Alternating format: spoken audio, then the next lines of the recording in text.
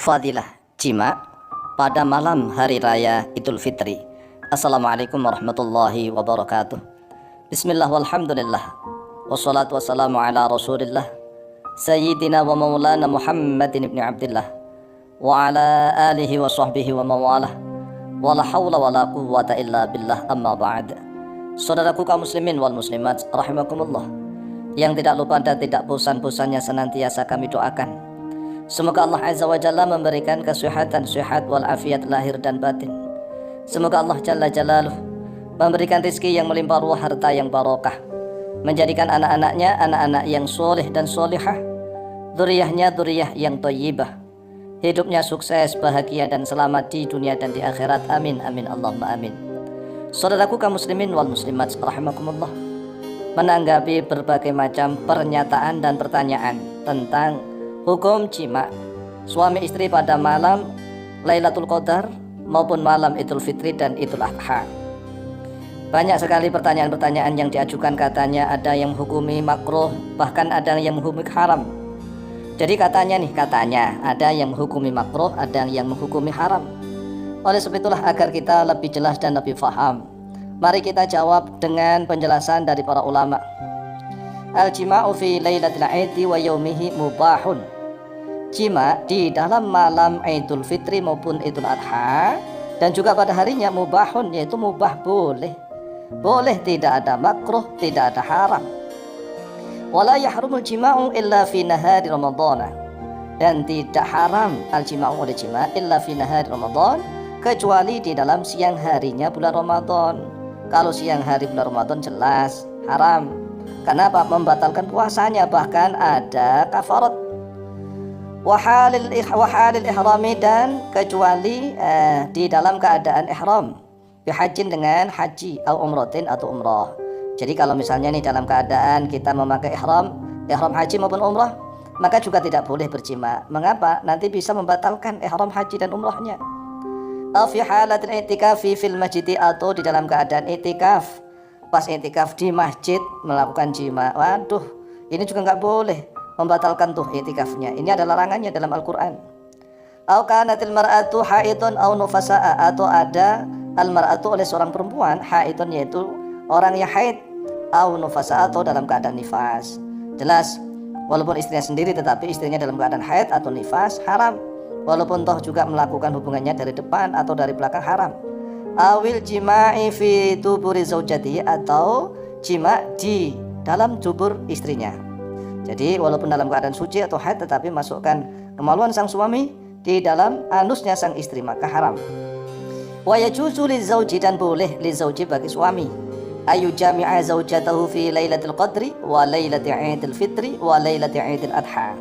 Boleh bagi seorang suami ayu jami'a zaujatahu, oleh sekiranya menjima oleh sang suami zaujatuh pada istrinya fi lailatul qadri, di dalam malam Lailatul Qadar, wa lailatul idul fitri, dan juga malam Lailatul Idul Fitri, malam Idul Fitri, wa lailatul idul adha, dan juga malam Lailatul Idul Adha, malam Idul Adha. Jadi boleh, tidak makruh, tidak haram, baik itu pada malam Lailatul Qadar atau pada malam Idul Fitri atau pada malam Idul Adha. Suami istri silahkan, bahkan dianjurkan, fadilahnya sangat besar.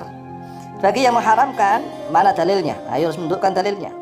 Atau bagi yang memakruhkan, mana dalilnya? Hadisnya sahih atau tidak? Begitulah. Wa idza jama'aha, dan apabila menjima oleh sang suami pada istrinya lailatayil aidaini, pada dua malam Id, yaitu Idul Fitri maupun Idul Adha, fa yustahabbu, maka disunahkan ayyaghtasila, oleh terhadap sekiranya mandi oleh keduanya. Jadi kalau seandainya suami istri melakukan hubungan badan pada malam Idul Fitri, pada malam Idul Adha, maka disunahkan untuk segera mandi. Nah, segera mandilah. Oleh sebab itu jangan lama-lama. Maksudnya jangan tengah malam, ya, jangan tengah malam. Paling bagus kalau tengah malam setelah jam 12 itu bagus. Jam 1, jam 2, jam 3. Setelah itu mandi bareng-bareng. Fa yustahabbu ayyaghtasila, disunahkan terhadap sekiranya mandi oleh keduanya. Fa yusalliya, kemudian sholat oleh keduanya. Nah, ini ilatnya. Jadi sunnah mandi malam itu kemudian sholat.